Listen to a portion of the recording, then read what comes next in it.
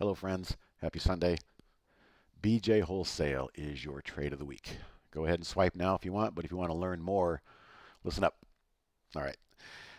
The best trades are where a chart confirms the story. And right now, the national story is people are struggling. Higher gas prices, higher inflation, but everybody has to eat, and they're looking for places to save money. Well, BJ's Wholesale, there's your story. That's a perfect story. People are likely to continue shopping with them. Look at the relative strength here. All right, so the chart confirms the story. It's above all its moving averages. Do the Qs look like that? No, they don't. They're way down here. Does the S&P SPY look like that? No, it doesn't. It's way down here. So we call this relative strength. BJ's is quietly building higher lows, just built another base camp right here. I think the fourth or fifth time charging through this blue line with everything in the headlines, the story is going to help push this chart to new highs.